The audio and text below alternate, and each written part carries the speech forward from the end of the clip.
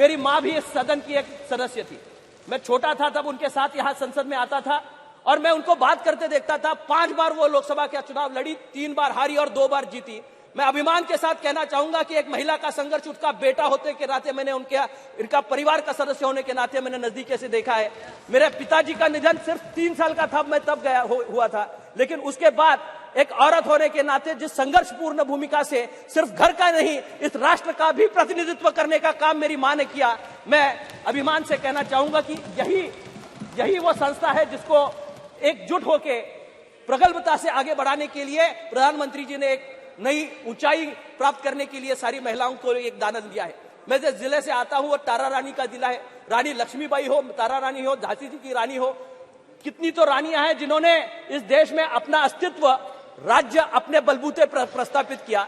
लेकिन आरक्षण की इस देन की वजह से सिर्फ महिलाओं को इसका उत्कर्ष करने की कारण नहीं है। जब मैं कल इसका विवेचन प्रधानमंत्री जी कर रहे हैं तो बहुत लोगों को शंका आने लगी, सबसे ज्यादा पुरुष लोग डर गए। अभी क्या होगा, आरक्षण आया तो क्या होगा, कल की बात क्या होगी। 33% आरक्षण आने के बाद बहुत लोगों ने अपनी बीवियों का नाम सोचना शुरू कर दिया, बहुत लोगों ने अपने बच्चों का नाम सोचना शुरू कर दिया।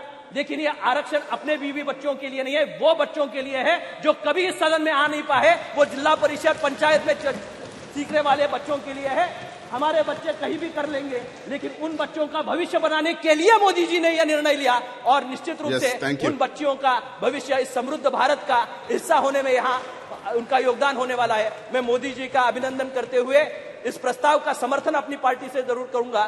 तारा रानी भी एक ऐसी रानी थी जो अंग्रेजों के खिलाफ लड़ी थी, जो अंग्रेजों के खिलाफ लड़ी भी और अपना स्वराज्य करने के लिए मुगलों के खिलाफ लड़ी और निश्चित रूप से स्वराज्य का रक्षण उसने किया। जब जब परिस्थितियां आती है तो महिला संरक्षण की भूमिका में आती है।